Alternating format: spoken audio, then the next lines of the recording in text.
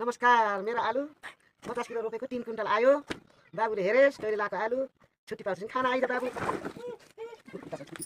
हेर आलु कति छ यहाँ। राखन आलु भित्र पनि 6 बोरा छ अझै।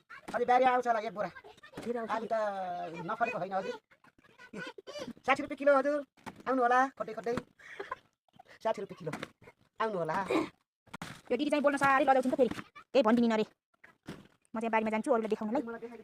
यो ल है, यो चाहिँ हाम्रो माइतबाट देखिने पारीको यस्तो छ। आउनु देखियो आउनु। यहाँ चाहिँ लसुन लगाउनु भएको छ, यता मुला, यता साग फुलिरहेको छ साग।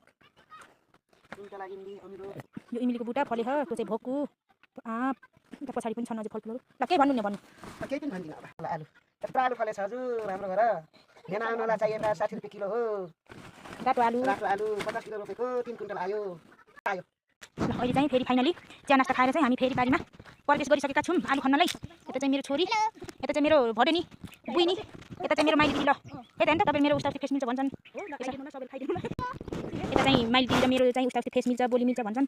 तपाईँहरू यसो केस गर्नु होला। ल केही भन्न चाहनुहुन्छ भन्नु।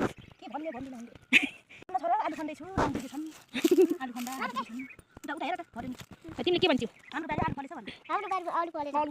कति फले आलु? कति मस्ती? 3 कुइन्टल आयो भन न। 3 कुइन्टल आयो। कति रे? 3 भन। 3 कुइन्टल भन् के? यता फर्केर 3 कुइन्टल आयो।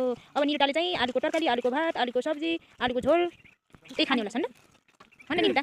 यता हेर त धेरै छ गाइजहरु। यो चाहिँ मेरो माउलामा फलेको आलु। गाइज हेर्नुस् त कति रातो देख्न मलाई बहुत यति धेरै हुन्छ कि यहाँ माउला। कालो माटोमा रातो आलु कति राम्रो छ हेर्नुस् त। खानेमा सम्पर्क गर्नु होला। हेर्नु कति राम्रो खान गाइजहरु। यो हजुरले खानेमा सम्पर्क गर्नु भन्नु होला। यो परालमी तौदा गुल्मी हो। यहाँ चाहिँ यस्ता राम्रा खानेकुराहरू पाइन्छन्। खाने भए आउनु होला है त। यति राम्रो छन् कि हजुरले खान छक्क पर्नुहुन्छ। हेर्दा पनि छक्क पर्नुहुन्छ। यो हेरौँ जस्तो लाग्छ, खान जस्तो लाग्छ। खान कति मिठो हुन्छ गाइज। खानु होला। यसलाई साक्षी खानु होला, मिठो हुन्छ। हजुरले खाना भएमा सम्पर्क गरिदिनु होला।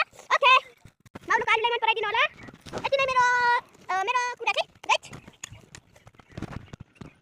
कसले त्यहाँ हैसौडा दुर्गाले हैसौडा है। यसको पैसा उडाऊ।